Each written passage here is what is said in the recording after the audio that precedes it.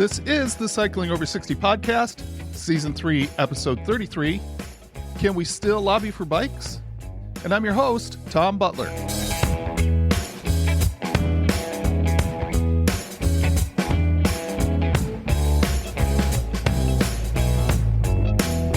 Thank you for listening to the podcast this week.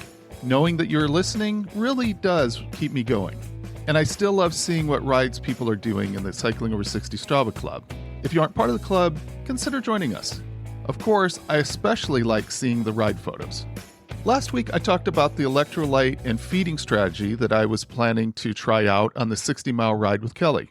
I miscalculated how many calories I needed to consume on the bike a little bit because I forgot that we were going to take a snack break at the 20-mile mark. So I ended up consuming fewer dates than I had planned while riding and instead had a few oranges.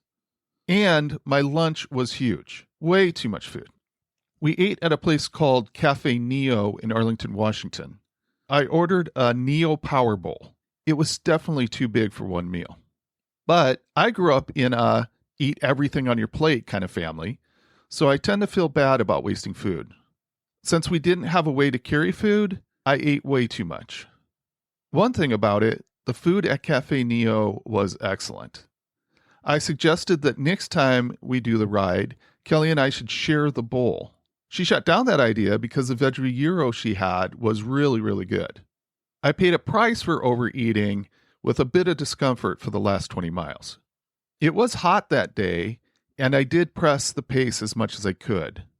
For the last 10 miles or so, the heat was elevating my heart rate, so I couldn't push as hard as I actually would have liked to. So it was really hot. I was sweating a lot. I was really pushing it, but I had absolutely no cramping after the ride. And that is an unusual outcome for me. So I think my electrolyte strategy did pay off, and I look forward to testing it more. I do have cramping after rides enough that it would make a huge difference to find a way to eliminate them. And that is especially a problem for the night after the first day of the STP because it interferes with me getting a good night's sleep. One strange outcome was that I had a bunch of broken blood vessels in my right eye that happened toward the end of the ride. I found out that the medical term for this is subconjunctival hemorrhage. After doing a bunch of reading, it doesn't seem like very often it's something to worry about. While I don't believe there's a link, I would like to eliminate that it's related to the electrolytes that I took in. Because of the positive impact on cramping, I'm still going to use the electrolyte mix that I came up with for this ride on other rides. And we'll just have to see what happens. I expected to do much better on this attempt than when I first did the ride 2.5 years ago. And my results showed, again, that you can certainly improve your cycling later in life. I set 41 personal bests on the ride. Pretty much every segment that was there 2 years ago, I bested that effort.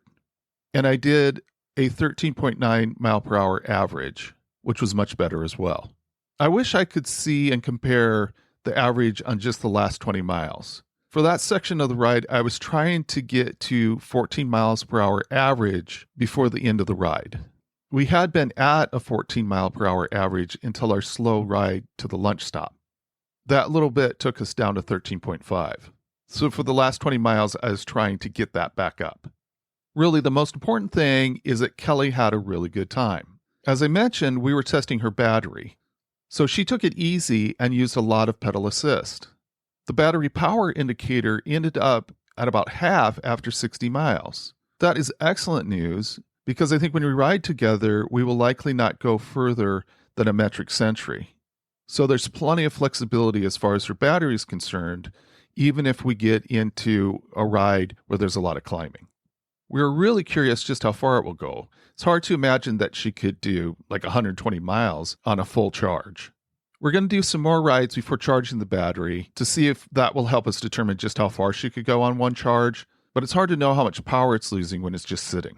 One more thing before we get to the interview. I've ramped up the organization of the September 14th Cycling Over 60 event. There's one aspect of the event that I need to make a decision on. I would like there to be a time to socialize. My thought is to find a venue where we can eat and have the space to get to know each other. I also want to have a guest speaker that will give a brief talk on something interesting that's cycling related.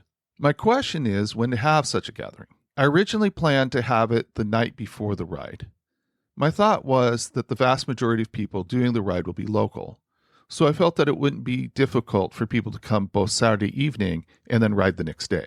In fact, I thought it might be kind of fun to potentially meet some people that you would ride with the next day.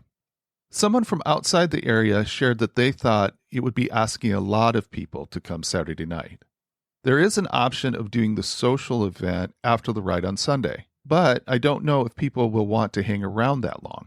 For people doing the 30-mile ride, they would get finished hours before the event would get started. Another factor is for people outside the area is how late they could stay on Sunday before needing to travel home. They might want to get started right after the ride is over. I'm having a really hard time figuring out what is best. So it would be awesome if you would help me out. If you could take just a few moments, go to the event description and hit the send me a text link, I would love for you to tell me if you think a Saturday night event works or if it should be an after-ride party. Thank you for taking the time to do that for me.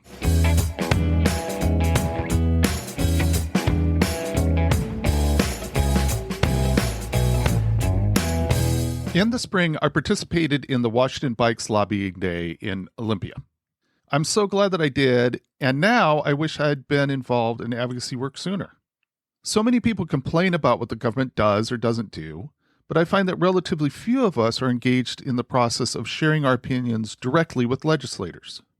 While I'm as committed as ever to working to get safe biking infrastructure, I have to be honest that it seems like a strange time for activism at the national level. It actually seems dangerous to express opposition to White House policy.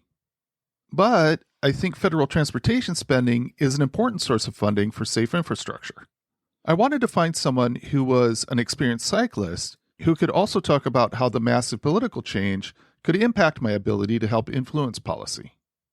I'm thrilled because I found the perfect person. John DiPippa is an avid cyclist, but he is also Dean Emeritus of the William H. Bowen School of Law at the University of Arkansas Little Rock.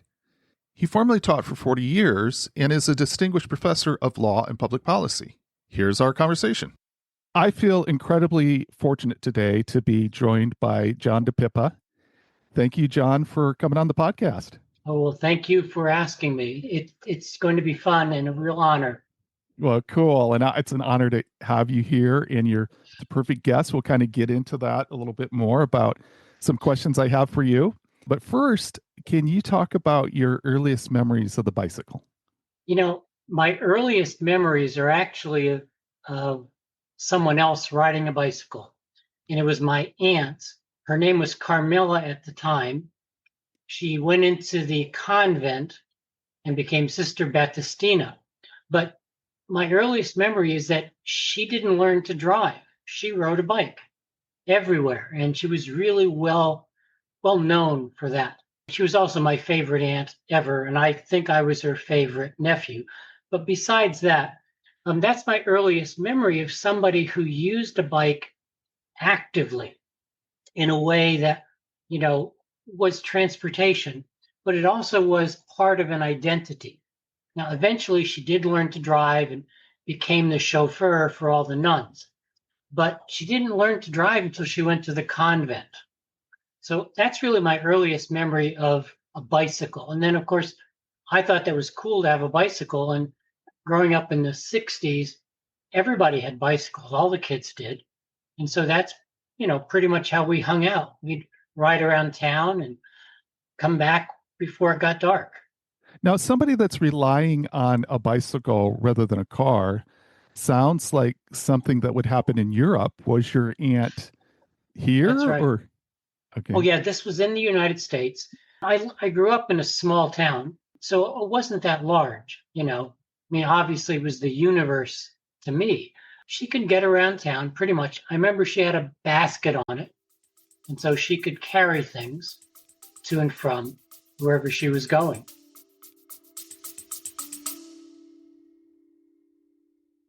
Hey everyone, I'm briefly interrupting this episode to remind you that it is simple to have your opinion shape the Cycling Over 60 podcast. Look for a link at the top of the episode description that says send me a text message. When you tap the link, a text message box will open up and you can type something that will be sent directly to me. I look forward to reading all your thoughts, ideas, and suggestions for the show. Now back to the discussion.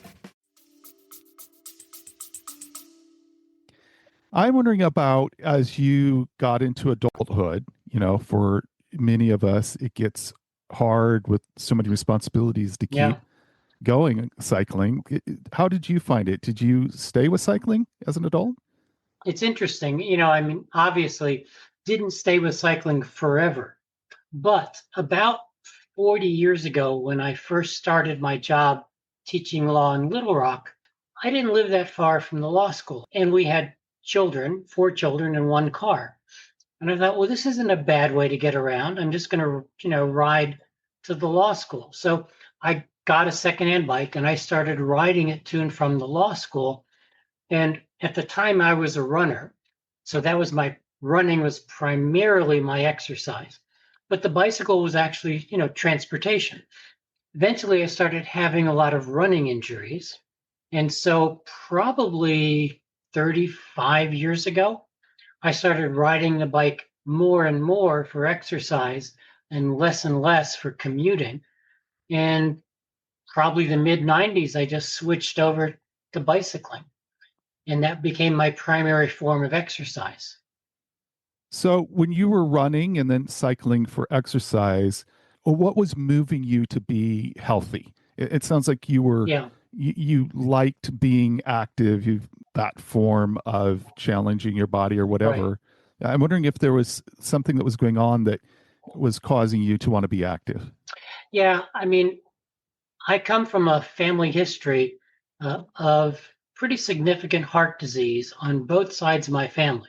Most of my male relatives on my mother's side died early, some in their 40s, some in their 60s from heart attacks. And then my father had a heart attack at 58, and this was probably in the late 70s. And I thought, oh my gosh, the dice are kind of loaded against me. And so I resolved to become healthy.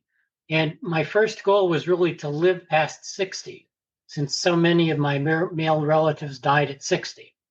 And that's how I took up running and then eventually cycling. So that was my primary motivation, basically to stay alive and stay healthy.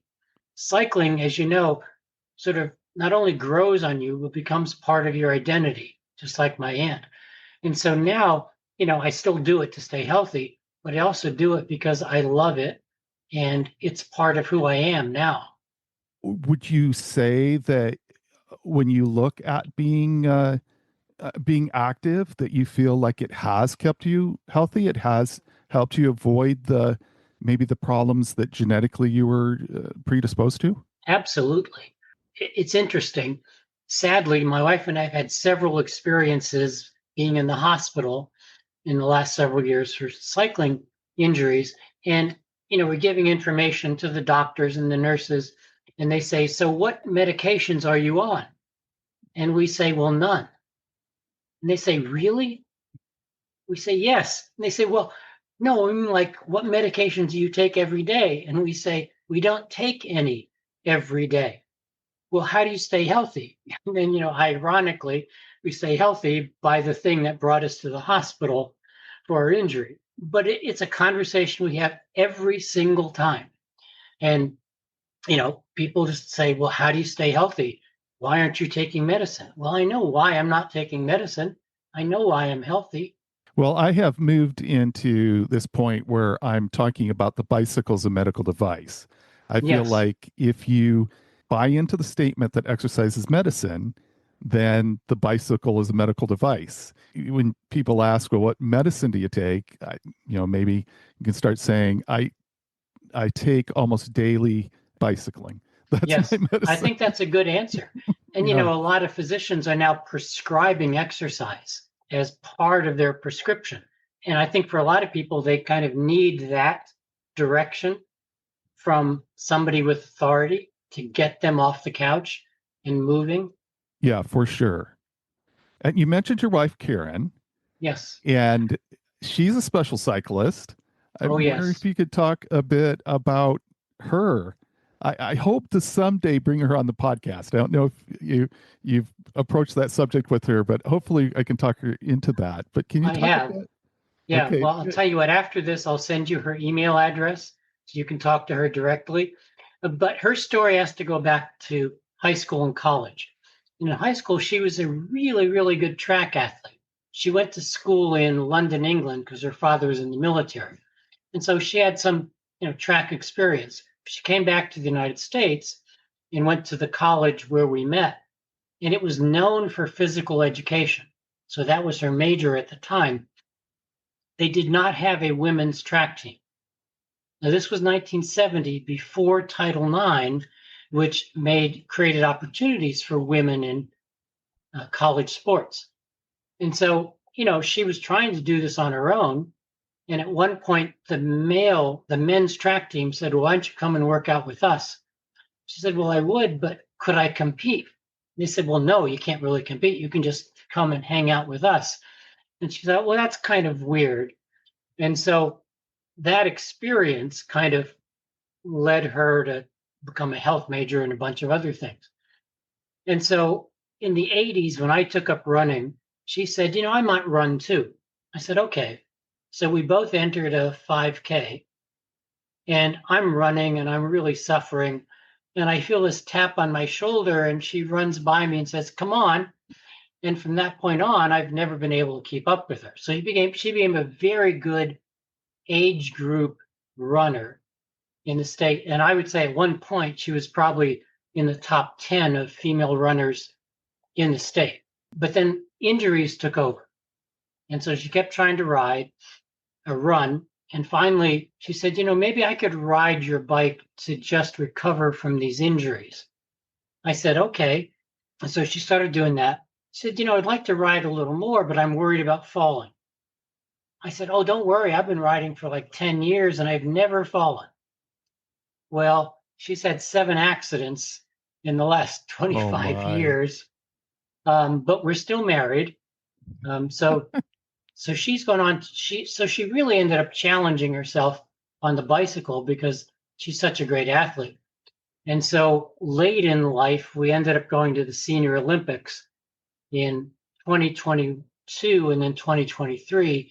And she picked up 3 medals in those events. And she's still in contact with some of her competitors.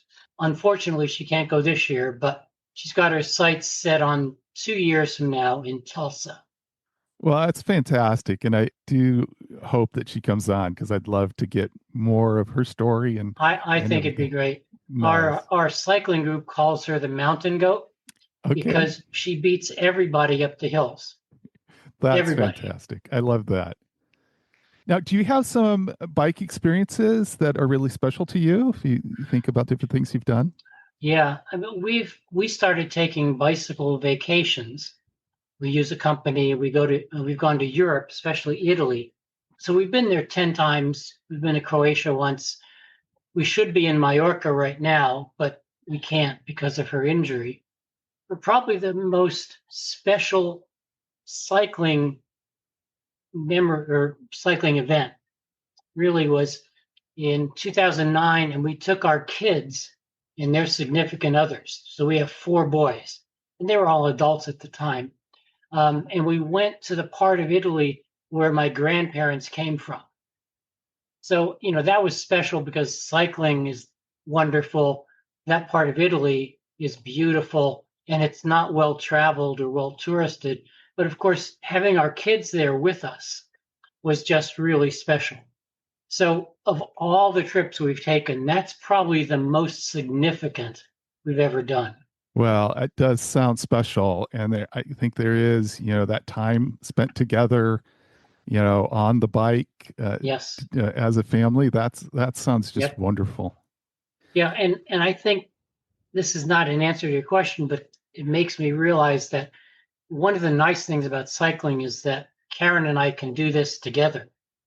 And even though she's faster than me, we're relatively well matched. Although, let's just say that she usually gets back to the car before I do. So it's something that especially people our age can do together. And with e-bikes, the slower partner can still keep up. So if you're into cycling, there's no reason not to do it with your partner at this age, because it's a great partner experience. Well, I know that we could talk bikes the whole time here, but We can. I wanted to bring you on for a specific reason. You had mentioned the law school at University of Arkansas Little Rock, the Bowen School, Right. and you started teaching there, I think, in 1983. Correct. And you are a dean emeritus and a Mm-hmm. distinguished professor of law and public policy. Mm-hmm. I think you left the school formally in 2012. Did I get that right? 2021. I 2021. retired in 2021. Wow. Yeah. Okay. So 40 years. Yeah. You Yeah. mentioned that. So there must have been something that kept you there. What was it about that experience that kept you so long?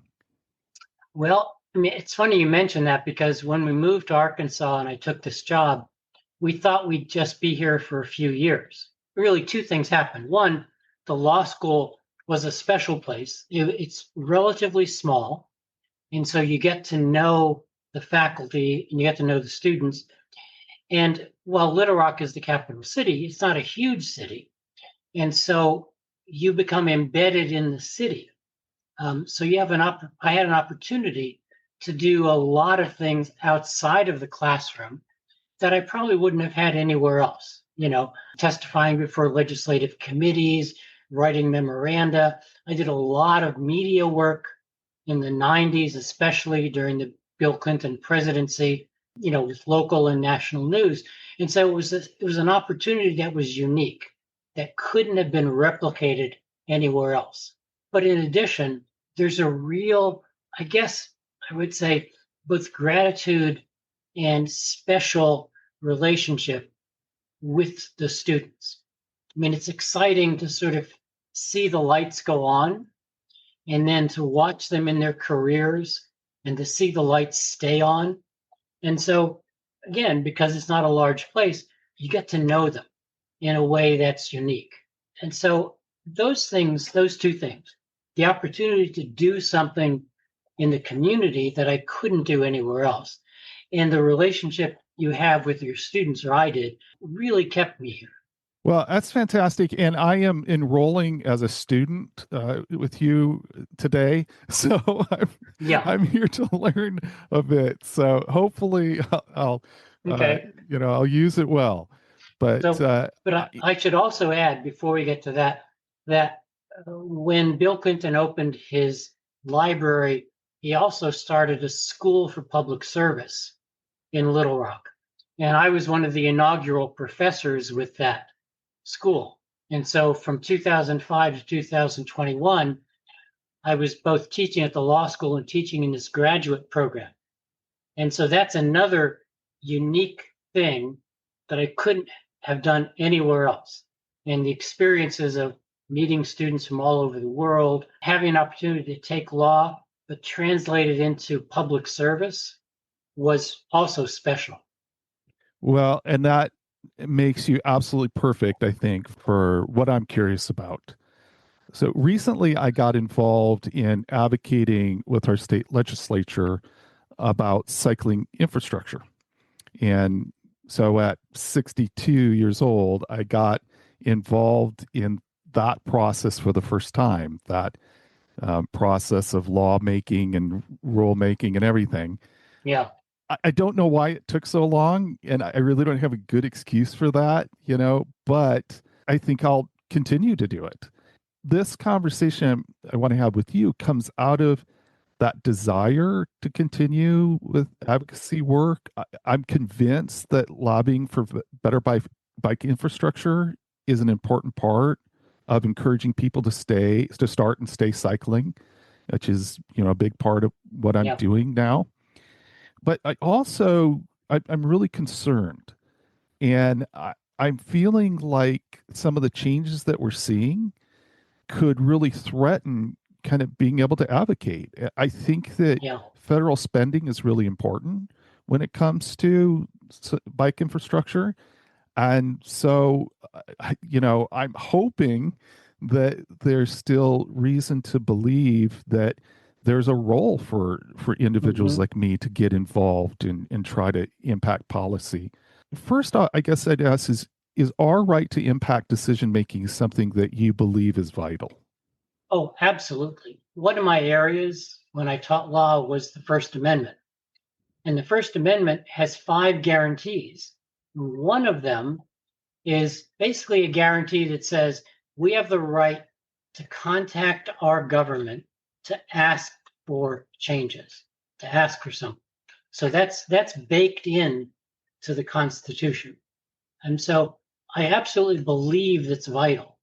It's also vital because if you think of our system of government, which is really a democratic republic, not a pure democracy, the fuel for that system of government has to come from the people. Because unlike a pure democracy where everybody gets together and they make a decision, we elect representatives to make those choices for us. Well, they don't know what to do unless you let them know what you want. And so it's really important. I mean, that's the fuel for our system of government. And unless that fuel gets into the system, things don't happen. And if people think that you can't affect them, it's not true. Surely there are some people who will never listen to you, but every office will tell you, every congressional office, state officials will tell you that they tally up the comments they get from constituents. And they'll know exactly how many people are saying yes and how many people are saying no to certain things. So it's really important, especially now, that we get our numbers into that tally. It's not going to, change doesn't happen overnight, but it is a kind of gradual iceberg that sort of melts if you keep that fuel in the system. And I want to believe that. I want to continue to have hope in that process. There's a couple foundational things that are part of this here that I'd like to hear from you on these things. And first is, what is the law? I mean, that's a pretty big question, but how do you answer that in a way that doesn't require a law degree to understand? That's a great question. It's also the first question you ask in a jurisprudence course. So I'm not going to give you that answer. But here's the answer I think I would give. Imagine every rule and regulation the government has for our way of life. Everything. Traffic rules, housing codes, city zoning rules. You just go up and up and up. That's the law. All that together, plus court interpretations of that. So it's a huge sort of sprawling thing, but you can boil it down to every rule that the government wants us to live by. That's the law, writ large. Now, there's lots of pieces to that, right? So you have to sort of pull out some of the pieces when you talk about law with a small l. Right? What's the zoning law? What's the traffic law? What's the law about granting money for people for local jurisdictions to spend on biking infrastructure? So there's lots of little law within the big piece. Does that make sense? Yeah, and I really see these two different areas, kind of this construction of things. Mm-hmm. So bike infrastructure, there's like construction and money allocated towards construction. And then there's things like slowing down traffic and setting laws as far as speed is concerned. So I see that there's, like when you're talking about making cycling safer, there's a lot of different aspects of that thing that you call this big category of law. And then there's another related thing, and I'm really curious to hear you talk about this, but how then does law relate to the Constitution? Sure. Here, think of a pyramid, okay? At the bottom of the pyramid are all the local laws, all the things that are basically the day-to-day stuff that cities use. And then there's a bunch of state law that gets overlaid on top of that. at the top of this pyramid, you can keep going up. You have laws passed by Congress. The very top of the pyramid is the Constitution. Everything underneath it has to be consistent with what the Constitution allows or prohibits. So the classic sort of formulation of that is essentially Congress can pass laws, but the Constitution only gives them power to pass certain kinds of law. So Congress doesn't have the power, for example, to pass a national divorce law because the Constitution doesn't give Congress that power. It gives them other powers. They can regulate commerce, they can spend money, they can make rules for the Army and Navy, they can coin coins, things like that. So Congress can only pass laws that the Constitution allows them to pass. In addition, Congress and everybody else has to follow the rules the Constitution puts down that says there are certain things governments can't do. So governments can't discriminate against people on the basis of race, for example. It's the 14th Amendment. No government can impose an ex post facto law, punishing people today for something they did before. So all those limitations also apply all the way down that pyramid to everybody else. Here in Washington State, I feel like we have a fairly bike-friendly group of leadership. Governor Inslee, who recently left office, was a huge advocate for cycling, so I kind of miss him. But at the same time, it's a pretty friendly place. I think people recognize, Seattle, the state of Washington is recognized as one of the best states for cycling. But when I look at the other Washington, I am curious now how the law comes down. Again, I think federal dollars pretty important to bicycle infrastructure. But how does the law come into play when it comes to how money is spent in Washington? Okay. So the Constitution says that Congress can spend money. All right. And Congress can choose to spend it in one of two ways or both ways. They can spend it directly. So if Congress wanted to set up a federal agency that spent money directly on biking infrastructure, they could do that. And there are some federal projects where that's part of it. But the most prominent way that Congress spends money that affects biking infrastructure is Congress can send money to the states and say, here's money that you can spend on these things. They can attach some conditions. That's called conditional spending. And most of the biking infrastructure federal money comes that way, usually through the federal highway laws. And they say, you can spend this highway money on all these things, including bike infrastructure. So at the state level, they get this money and they can choose how to spend it within that category of things. Typically, Congress doesn't require bicycle spending. There may be some special projects where they do, but it's a general proposition. They give the money to the state and they say, you can spend it on biking infrastructure. Most states will spend about 2% of their money, their transportation money, on bike infrastructure. Well, that's the average. So you can kind of get a report card on your state by how much of that transportation money is going to biking infrastructure. Arkansas, for example, does not spend 2% of its money on biking projects. Some other states, I suspect Washington, probably spends more than 2%.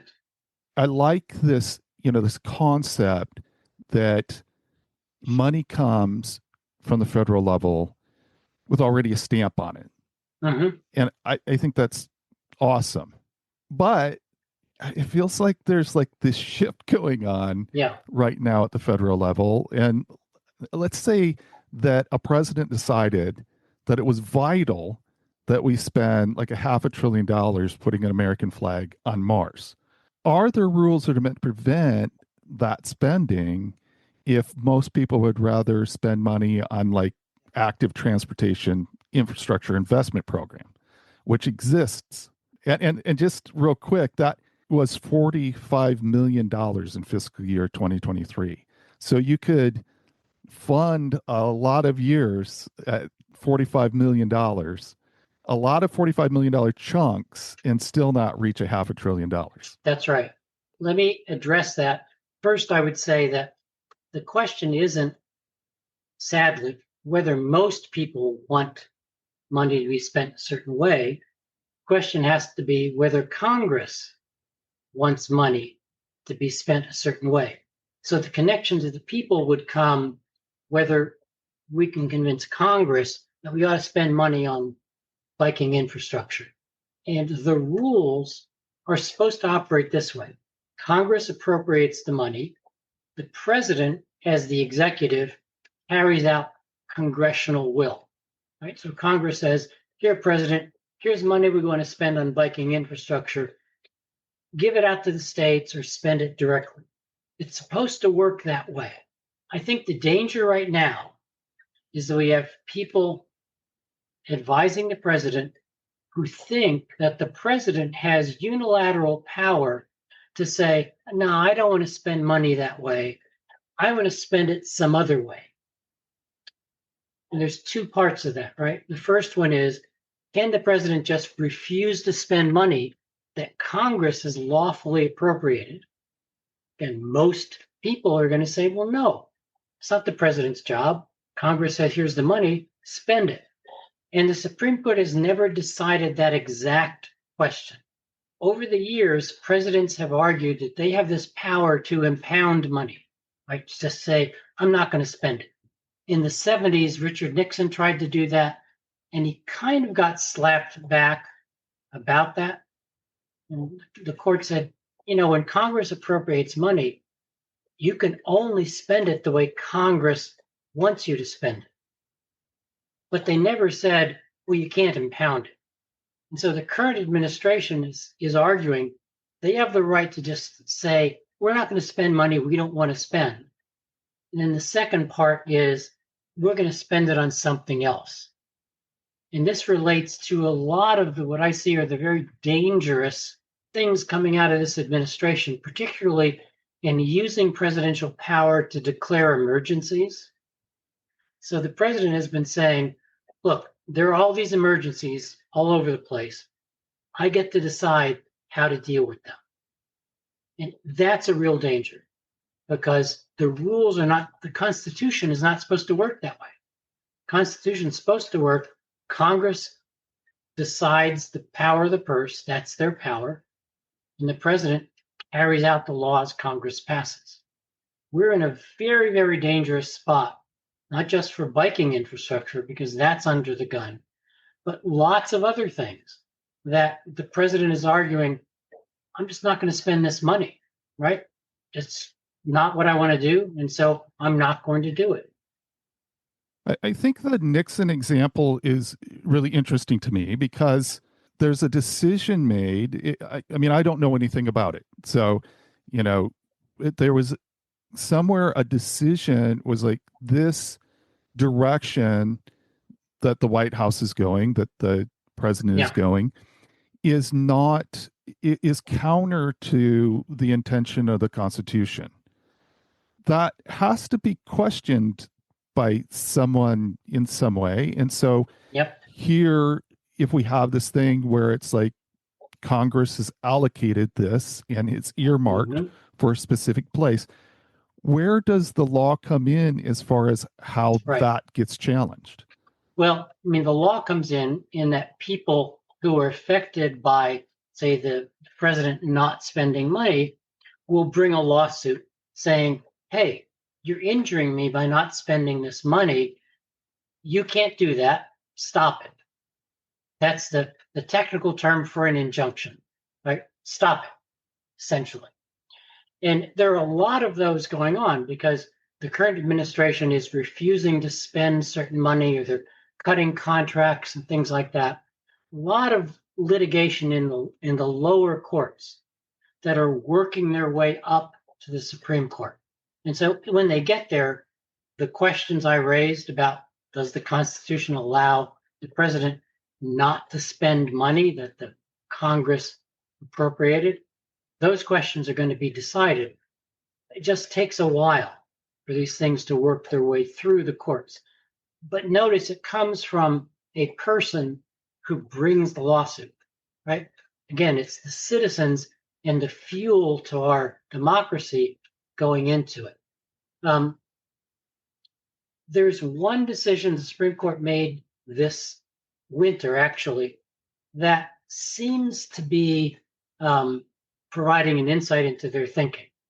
And this was when the Trump administration canceled $2 billion of payment under contracts for the work when the work had already been performed.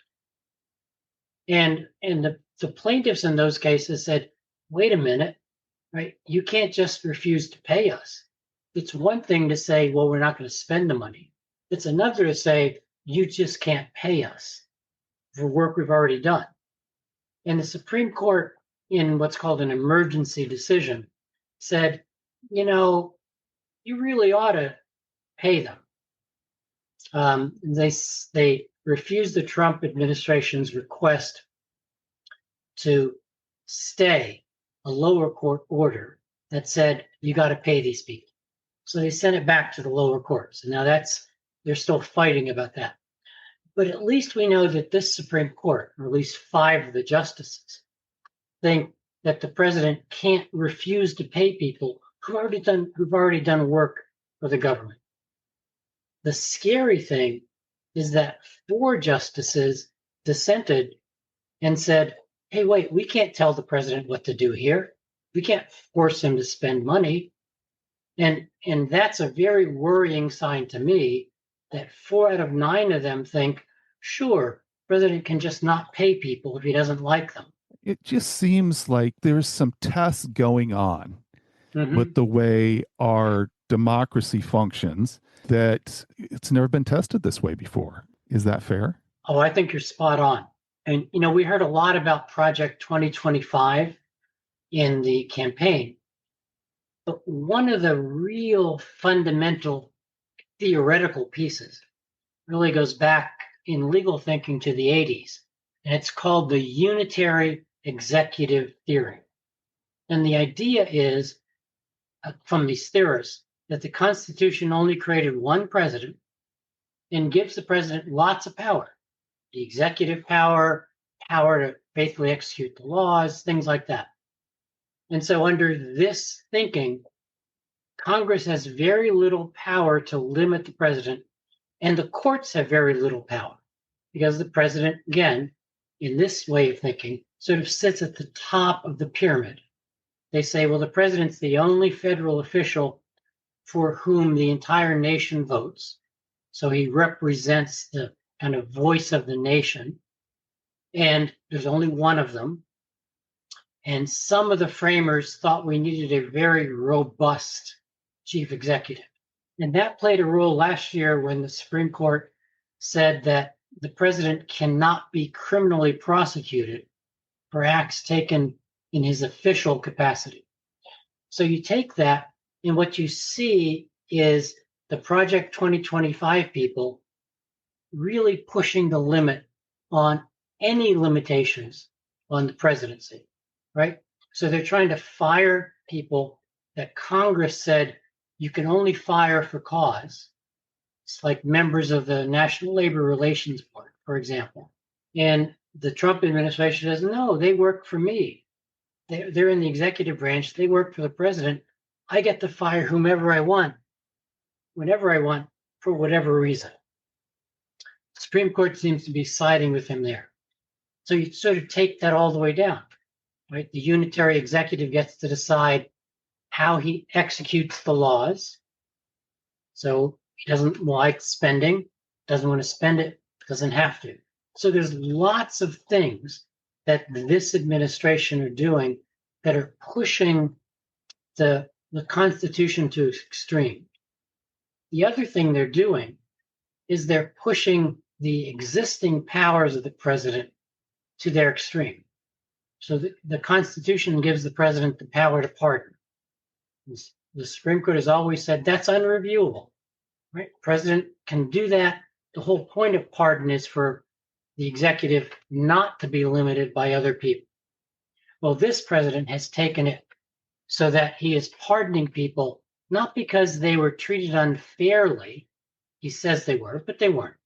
He's pardoning people because he likes their politics, or they like him, or they were campaign donors, or for any number of other reasons that don't relate at all to the justice behind their conviction.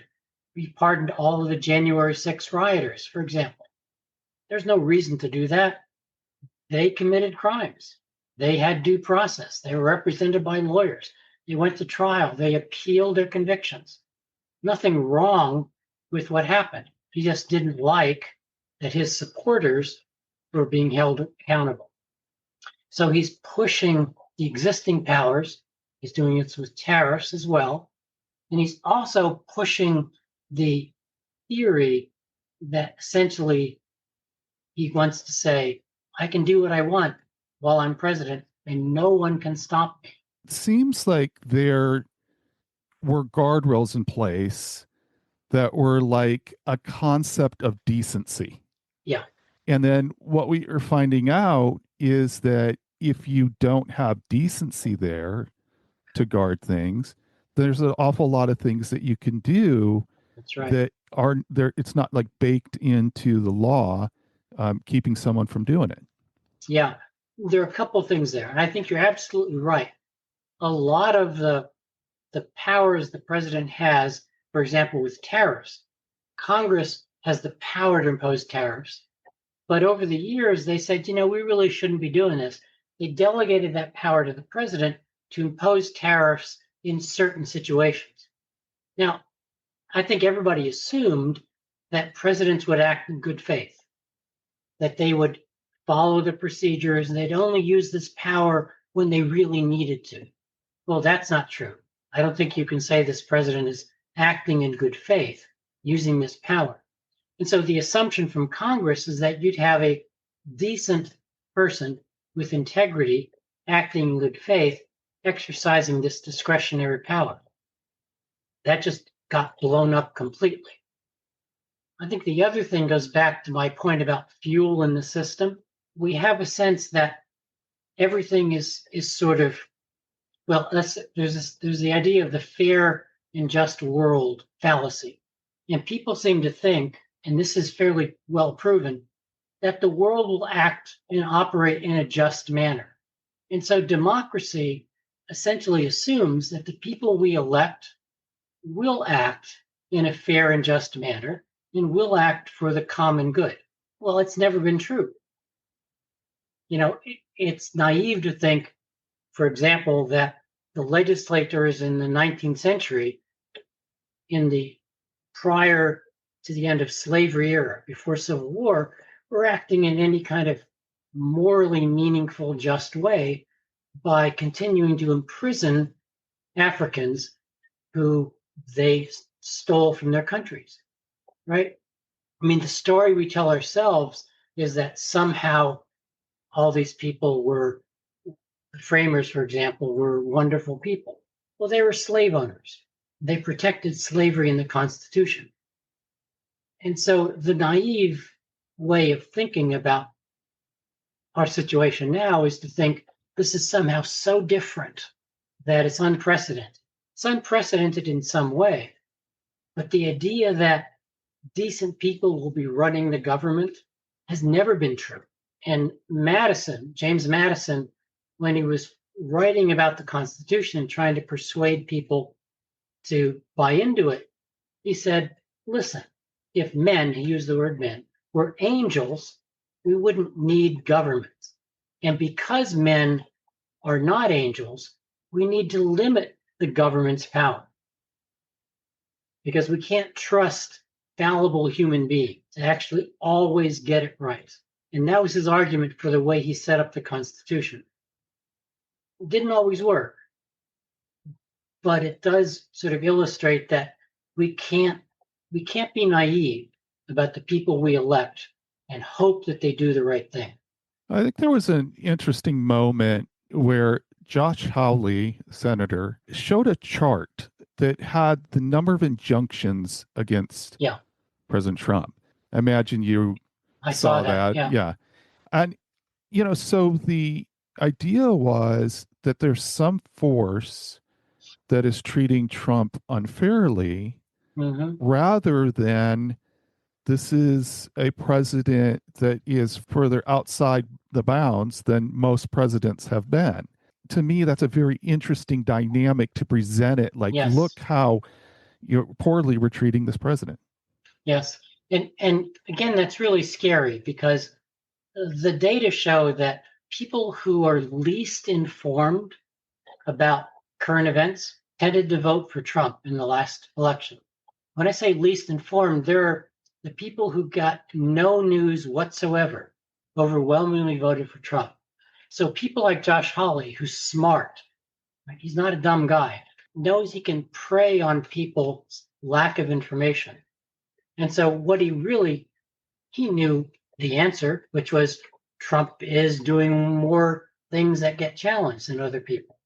But what he wanted was the idea to seep into the low information voters that Trump is being treated differently, who don't have the wherewithal to sort of work through it all. The truth is, we've never had a president who tried to overturn the election in Congress. We've never had a president who encouraged people to riot. We've never had a president, as far as we know, who tried to get a foreign leader to smear his political opponent in exchange for money. He basically said to President Zelensky, I'm not going to give you any money unless you smear Biden. We've never had a president act like that. And so, yeah, he's unique, but he's unique in a bad way. Again, he's unique in a way where he's testing guardrails. Right. To me, it's somewhat of a scary way. And again, from this perspective of, Sure. I want to be able to see our country move forward, not just the state of Washington, but our country move forward as far as active transportation measures are concerned. I have representatives. If I do a bunch of work and I find people who I think are great leaders and they also understand the importance of active transportation, and I work and we send that person to Washington, if they're part of a body that just rubber stamps everything that the president does, it seems like I've lost that representation. Yes. And no. So, yeah, you still have your representation formally, but it's frustrating when the policy that comes out doesn't reflect your interest at all. So I guess there are a couple things I'd say there. One, at the federal level, it's not just who you elect to represent yourself. It's who other people in other parts of the country elect so that together they can form coalitions that advance your ideas. Again, that's James Madison. Madison argued that that's exactly what should happen. People should come from the states and their districts with their own interests and get to Washington and figure out how they can mesh those together. That's not happening right now because at least one political party acts in lockstep. So the first answer is we have to elect more people. In this case, it would be Democrats. Wasn't always, but this case it is, so that the Democrats can, in their policies and platforms, advance things. That's how we have the current biking funding we've got. Basically, Democratic Congresses who put that into the bills in the last 15, 20 years, and those have stayed.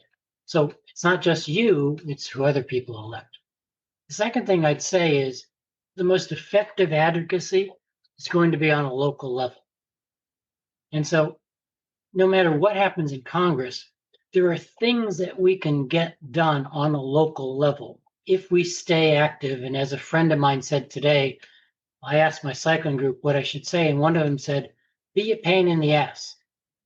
And you can be a real pain in the ass on local levels. And so I think that's really important too. Not to get too hung up about the slow progress in Washington. There will be, but to also make sure that we can get done on the local level what we can do. Cities can adopt this, the Safe Streets program, for example, right? And some of it depends on money, but cities have their own money, and not all of it are big kind of expenses, you know? So part of the Safe Streets program is when a city resurfaces a road, they add a bike lane. That's not very expensive, right? But that happens on a local level. It doesn't depend on what Congress is doing at all. You can advocate for better traffic enforcement, for slower speed limits in well-trafficked areas. So there are lots of things you can do on a local level that don't depend on whatever craziness is going on in Congress. Well, you say that, John, but here's something that I would propose Sure. that, again, we're in a weird time. Yeah. And if President Trump decided that bicycle infrastructure makes the nation less safe for some reason, less secure, that becomes his, talking point that, we need to eliminate bike lanes just because cars need to get through for the economy, Right. for safety, for now security, whatever. It seems like there's some levers he's pulling where he's threatening to withhold dollars from states that don't go along with that. And so again, where does the law come into play Sure. there? I think that's a very real concern. But you talked about getting into the legislature and advocating for positions, and the cliche is you don't want to know how laws are made because it's like watching sausage being made, right? And so, but here's where we have to actually embrace the sausage making to some degree, because lots of things happen, and a lot of things happen below the surface. And sometimes they happen in a way that benefits people. So let me give you a current example. The president has argued that he doesn't want to extend these electric vehicle subsidies and some other green energy subsidies that were part of the Biden's Infrastructure Act. We're noticing that a lot of red state representatives are saying, wait a minute, that's taking jobs from the people that represent me. And it wouldn't surprise me if a lot of those stay in the final package. Now, that came about because local people, including businesses, for example, were saying to their representatives, wait a minute, if you cut out these projects, we're going to have to lay off people in your district. They're not going to like that. So the sausage making might, and I think will, keep that. I think the same thing you see with bicycle infrastructure. To some degree, it's become a partisan issue. The most extreme conservatives are arguing, for example, that it's a communist thing. Well, that's crazy. But there are also a lot of conservatives who actually like cycling and like cycling infrastructure. The husband of our current governor is really big into mountain biking. And so our state's enjoying this renaissance for mountain biking because he likes it. Well, if you're a local lobbyist, you're going to exploit that all you can. You've really got to make sure that you invite him to all the openings, to all the cycling events, the whole thing, and really make sure he knows what's going on. So that's part of the sausage making. Our member of Congress, who's a Republican who tends to vote with the Republicans, is a cyclist. He doesn't make a big deal about keeping cycling infrastructure in these bills, but they stay in there. And he's got some influence. So again, we just currently opened a section of a trail that's going to run for about 70 miles from Little Rock to a city called Hot Springs. We opened a section of the trail. He was there, right?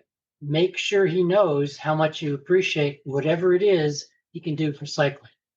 And so you've got to embrace the sausage making, and sometimes you're going to get what you need, maybe ugly, maybe in a watered down version, but you're going to get it if you stay with it.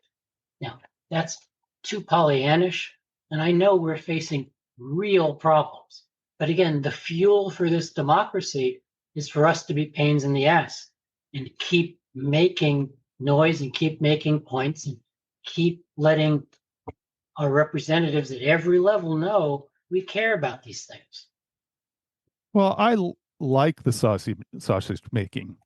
I think when Yeah, you had people like McCain and Biden that were exactly. behind the scenes getting things done, that was a better way, for things to happen. Right Yeah. now, I feel kind of like you mentioned, you know, this concept and the Project 2025 concept of the really strong executive. But if you have like all this power, then it seems like you have one man, Yep. make the decision. And so, maybe what that means is that cyclists need to all come together and buy a whole bunch of Trump's cryptocurrency and, have some influence over Trump. Right. It's like, how do you affect change Yeah. if the sausage making goes out and it's just this one person that gets to make all the Sure. decisions? I don't know much about cryptocurrency, although it's possible. Something that I was very active in student movement in college. And something that a professor said to me at one point was be ubiquitous, right? Be everywhere, all the time. And I think that's the answer. Again, change doesn't happen overnight, but if we can be ubiquitous on the president thing, I'm very worried, as you may know from some of my posts, about the president turning himself into a legal dictator and pushing all the limits and getting all this power. Um, and I'm very worried about that. But I think the key is what happens in the midterm elections next year, because that's the way to put a brake on all of this. He'll still push, but there are a lot of things if we can flip at least the House to Democrats. And don't know about the Senate, that's a hard one. But at least the House stops the worst things from happening. And you get the Senate and the House, I think it's possible to flip both in the 2026 election. Then you've got to sort of quote Jack Nicholson from Mars Attacks, 2 out of 3 branches of government ain't bad, you know? So that's what I hold out hope for. In the meantime, we have to keep making as much noise as we can about the issues we care about and put as much sand in the gears as is possible. It's not going to be pretty and may not always win. If 2026 does not turn out the way I hope it does, then I would be very, very worried about our system of government. So, a couple things there. First of all, you use this phrase legal dictator. Mm-hmm. So, I'm thinking that right now our Constitution does not make room for a dictator, but you're talking about a legal dictator. So, Yeah, what do you mean by that? I've written about this, and what I'm arguing is that what Trump is trying to do is create this unitary executive by amassing unilateral powers that he already has. Right. So again, as the president, he's a dictator of pardons, gets to decide those. Congress has given him a lot of essentially one man rule authority over tariffs, and he's pushing those to his limits. He's also using the courts to challenge some other limitations on him. So what he wants to do is he wants to get the Supreme Court to essentially say, yeah, you're right. You're the only president. You get to fire anybody you want. You get to decide not to spend money because it's up to Congress to do that. You get to do all these things you're pushing. That's what I mean by a legal dictator. He's trying to create a structure that would allow him to be a dictator in lots of areas. And you have to worry because essentially that's what Viktor Orban has done in Hungary. And Viktor Orban has taken over essentially the government, and he got the Congress, largely his party, to give him what are mostly dictatorial powers over the courts, over the universities, for all sorts of places. And so there's a playbook for becoming a legal dictator, a dictator that the law essentially empowers. We have to also remember that Adolf Hitler started out as a legal dictator because after the Reichstag fire, he got the Reichstag to say, yeah, we're really in a bad shape. Here's all this power you can use, and adopted laws that gave him that authority. So that's what I mean by a legal dictator, a one-man rule empowered by all the legal rules that he both exploits and gets. You talk about Republicans and Democrats, and I think that's a typical thing to talk about in our country. But I see this as a different thing because it seems like right now it's not so much that division as a division between a belief that we need someone that's breaking the rules versus a belief that the rules that we have can be used effectively. It seems like if we have majority of people, and I think there's plenty of Republicans that would say, we're really outside of the boundaries here as far as the way that government is supposed to work. But if we have a majority of people that are saying what we need is a rule breaker, what we need is someone that's going to break the system because the system doesn't work, then it feels like it's a much more difficult process. Well, I agree with you that a large portion of our population, I don't know how many, whether it's a majority or not, but certainly a majority of the voters voted for Trump, really want to see somebody act like a bull in a china shop and break things and get things done. That's how things operate in the tech world, for example, which is why Elon Musk is so popular. And I put it in Democratic and Republican terms because only the Republicans have tapped into that sense. Only the Republicans have tapped into, let's go break things. You can hear it in their rhetoric. And that's why, as long as they keep getting elected, they're going to keep allowing people to break things. The Democrats on the other side have never figured out how to tap into that. I mean, they had some people, I think Bernie Sanders is a good example, who ran, he didn't quite say it, but I think a lot of his message was, hey, things are wrong, things are broken, we got to fix them. But the Democrats keep running people who think if we just act normally, I think that was Joe Biden's presidency. If we just act normally, people are going to come back to us.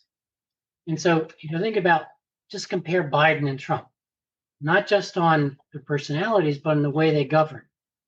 Biden was an institutionalist. He wasn't going to fool with the Justice Department. He appointed people who were kind of sober and mindful and respectful of the tradition. He followed the sort of rules and passed legislation that, in his experience, people would say, oh, yeah, that's a normal thing to do. Thank God we have you as president. But he never broke anything. He didn't try to break the institutions. And so I think you're right. A lot of people want to see things broken. And it's only the Republicans have figured out how to tap into that. I think the next election cycle, and this is way beyond biking, but the next election cycle is going to be about how can the Democrats signal that they're reformers too. They want to fix the system in a way that actually cuts into a lot of that support that Trump and the Republicans get. Does that make sense? Yeah, I think it does. And, in some ways, coming through this, it seems like it has identified some areas where there needs to be a different kind of accountability in order to keep things from going too far off the rails. Yeah. And that's also a big question because accountability comes from elections. I mean, that's the basic form of accountability.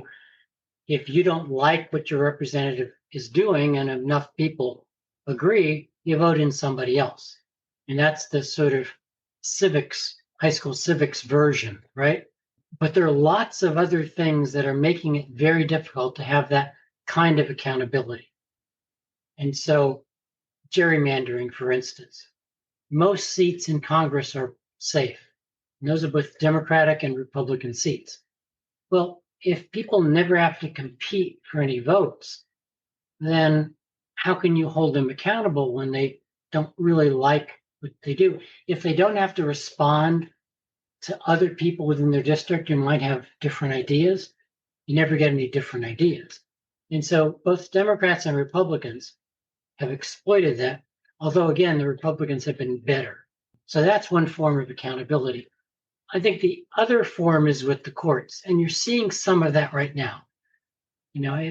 Despite what it seems, the courts have been entering injunctions against the president in his most extreme forms, invoking the Alien Enemies Act and some of the tariffs. So there is that form of accountability too. And again, that's going to be messy, but I think some of that's going to hold. But I want to go back to elections. We just have to elect people and hold them accountable for when they don't follow through. And that requires the hard work of organizing on a local level and constantly letting people know this isn't right. Let's do something about it.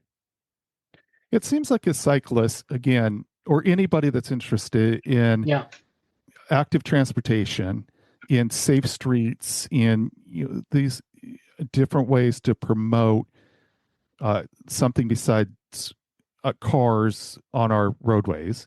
There is this local action. And then there's also this process of weaving together all of this local action into a federal process.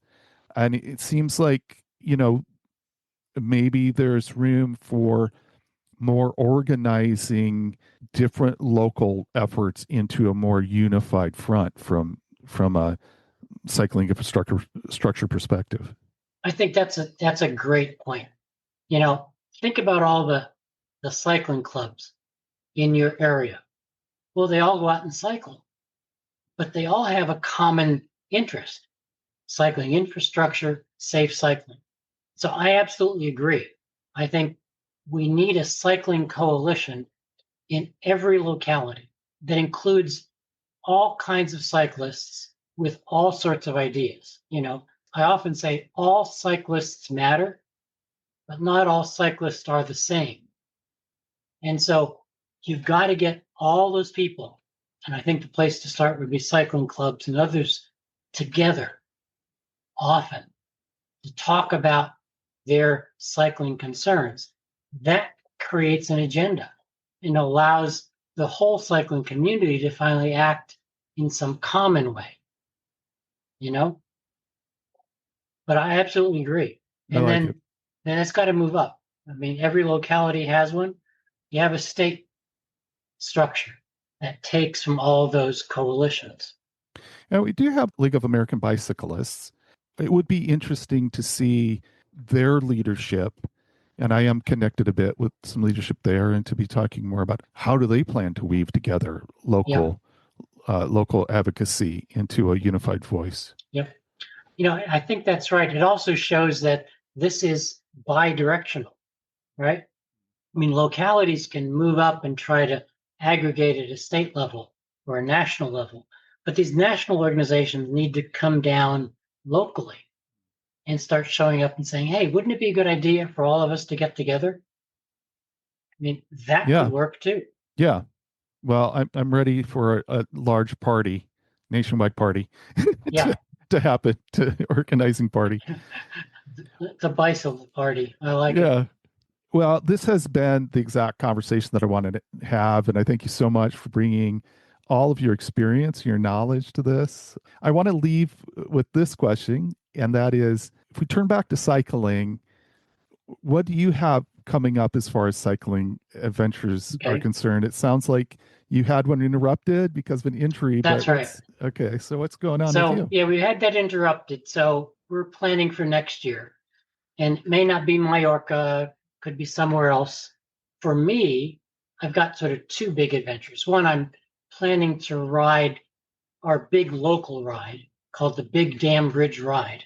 It's a ride that takes place that crosses this bridge that went over a dam on the Arkansas River.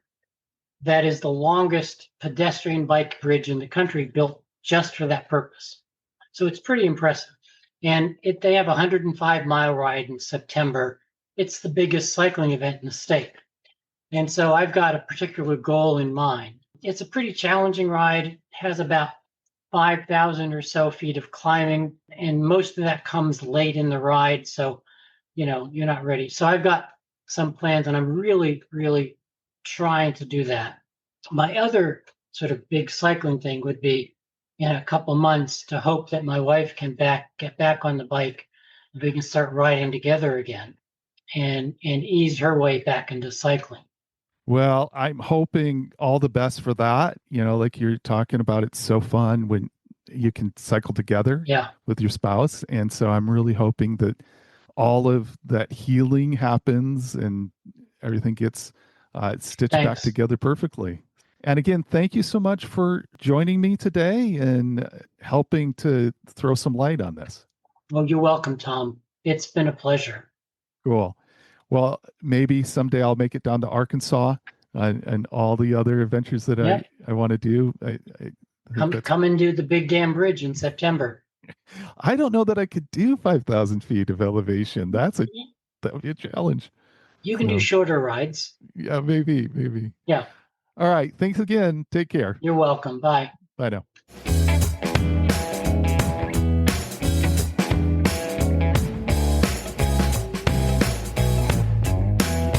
There was an interesting development after my conversation with John. I had planned to attend a Tacoma, Washington Bicycle Club meeting in the evening.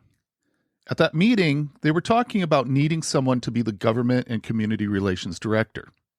I felt moved to volunteer to do that. So now I'm in a position to take John's advice and apply it with my local bike club. Here are a couple of key things that I'm taking away from the conversation. First is to be ubiquitous. There are a bunch of opportunities locally to just show up as a cyclist. So I will be looking to do that as often as I can. Of course, showing up takes time, but other than that, it is pretty easy. The other point is the concept of linking together all the local advocacy that is going on. I think being the government and community relations director here locally gives me a reason to reach out to the League of American Bicyclists and ask about their efforts to maximize impact by linking local efforts together nationally. I do believe this is going to be one of the more interesting activities I've ever been involved with. Regardless of whether you ride in an urban environment or on rural roads, I hope you are finding routes that feel safe. And remember, age is just a gear change.